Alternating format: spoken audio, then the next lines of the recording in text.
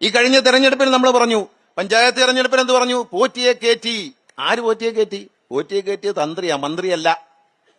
പോറ്റിയെ കയറ്റത് ഏതോ മന്ത്രിയാണ്, പോറ്റിയെ കയറ്റിയത് ഏതോ ബോർഡ് മെമ്പറാണ്, ഏതോ ചെയർമാൻ പ്രസിഡന്റാണ് എന്നെല്ലാം പറഞ്ഞ് പ്രചരിപ്പിച്ച് പാട്ടുപാടി നടന്ന കോൺഗ്രസുകാർ ഇപ്പൊ പറയുന്നത് പോറ്റിയെ കയറ്റിയത് തന്ത്രിയാണ് എന്ന് ആര് കണ്ടെത്തി?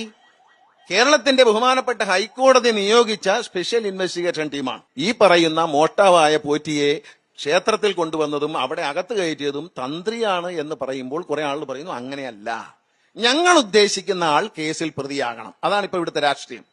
ഞങ്ങൾ എന്താണോ ഉദ്ദേശിക്കുന്ന അയാൾ കേസിൽ പ്രതിയാകണം. എന്തൊക്കെ കുറ്റം ചെയ്തു എന്ന് UDF-ഉം BJP-യും ഒരേ സ്വരത്തിൽ പറയുന്നു.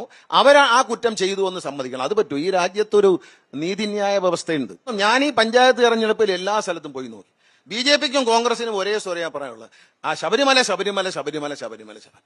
ആരാണ് ശബരിമലയിൽ സ്വർണം കട്ടതെന്നും കൊടിമരത്തിന് മുകളിലിരുന്ന വായുവാഹനം വരെ അടിച്ചുകൊണ്ട് പോയത് ആരാണെന്നും ഇപ്പോൾ ദിവസങ്ങൾ കഴിയുന്നോറും തിരഞ്ഞുകൊണ്ട് കേരളത്തിലെ ജനങ്ങളെ ഒരു തെരഞ്ഞെടുപ്പിന്റെ ഭാഗമായി തെറ്റായി ധരിപ്പിച്ചതിന് കേരളത്തിലെ ജനങ്ങളോട് UDF-ഉം BJP-യും ഒരേ സ്വരത്തിൽ മാപ്പ് പറയേണ്ട സമയമായിട്ടുണ്ട്.